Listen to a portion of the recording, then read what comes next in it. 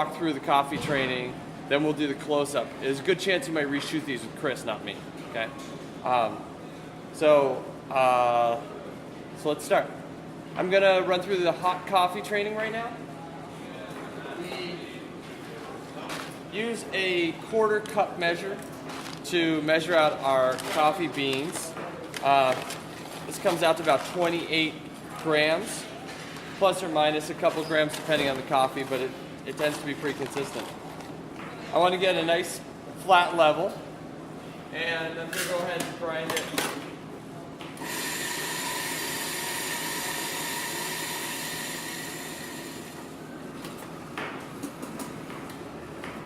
At the restaurant, we've got these Didden grinders.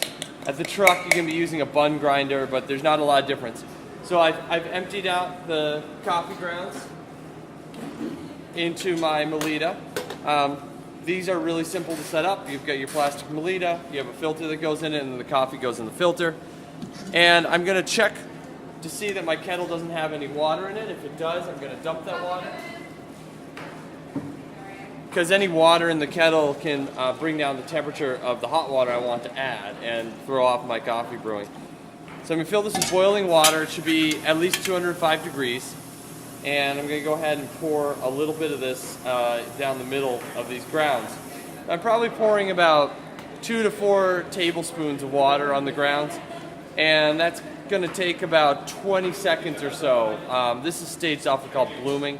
And basically, we're pre-wetting the coffee grounds, so when I add more water, it doesn't just float by it, but it actually soaks into the coffee grounds. All right, so I've given that a good amount of time, and now what I'm going to do is I'm going to pour more water right down the middle, and I'm going to bring this up to the top, not so far that it's overflowing. I'm not going to squiggle around with the pitcher, because what I might do then is I might hit the filter or the Melita cone itself with water, which could go straight into the cup and dilute the cup. So I'm going to stay right in the middle. If you do the wetting process properly, it's going to be totally fine. Everything will get wet. And I'm watching this come down. It's almost to dry, but not quite yet. And what I'm going to do is I'm going to put one more pour on top of it.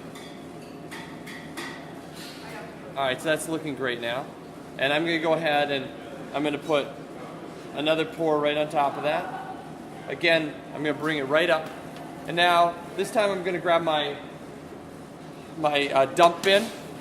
And what we do, these are 12-ounce cups. We do about 10.5 ounces of coffee. So it's of a finger width, my finger at least, below the rim.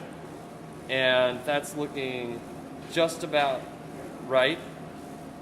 The amount of coffee beans we have is matched to this amount of water. So we don't want to pour it short or pour it high. You really want to pour it the same way every single time. And there's a cup of coffee.